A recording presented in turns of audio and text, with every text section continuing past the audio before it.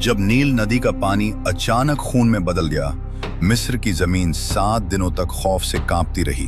पानी की हर बूंद गाढ़े लाल खून में तब्दील हो चुकी थी। लोग प्यास से तड़प रहे थे और फिरौन के महल में भी बदबू और दहशत फैल चुकी थी। लेकिन जैसे ही ये अजाब खत्म हुआ, फिरौन घमंड से मुस्कुराया और बोला, मैंने मूसा को मात दे दी, देखो सब ठीक हो गया। उसे क्या पता था कि आसमान से अल्लाह का अगला हुक्म उतर चुका है।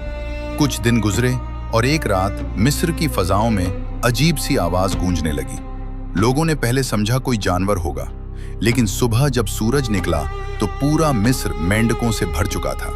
घरों में, बर्तनों में, खाने में, गलियों में, बाजारों में, यहाँ तक कि फिरौन के महल और उसके तख्त पर भी मेंढक ही मेंढक थे।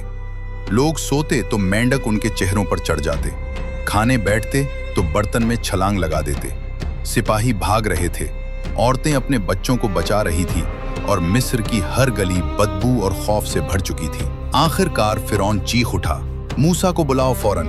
हजरत मूसा अलैहिस्सलाम आए। फिरौन ने झुककर कहा, अपने रब से दुआ करो ये मेंढक हटा दे, मैं तुम्हारे रब को मान लूंगा। मूसा अलैहिस्सलाम ने दुआ की और अल्लाह अपनी रहमत से अजाब हटा दिया। धीरे धीरे मेंढक गायब हो गए और मिस्र में फिर सुकून लौट आया। लेकिन जैसे ही अजाब खत्म हुआ, फिरौन फिर हंस पड़ा। देखा, ये सब जादू था, मैं किसी खुदा को नहीं मानता। वजीर भी हंसने लगे और महल में फिर वहीं घमंड की आवाजें गूंजने लगी। लेकिन मूसा अलैहिस्सलाम खामोश रहे, क्योंकि वो जानते थे कि अल्लाह का फैसला उतर चुका है। आसमान से पुकार आई, ये कौम ईमान नहीं लाएगी, उन पर एक के बाद एक निशानी उतरेगी ताकि दुनिया जान ले कि मैं ही रब हूं और जालिम कभी कामयाब नहीं होते।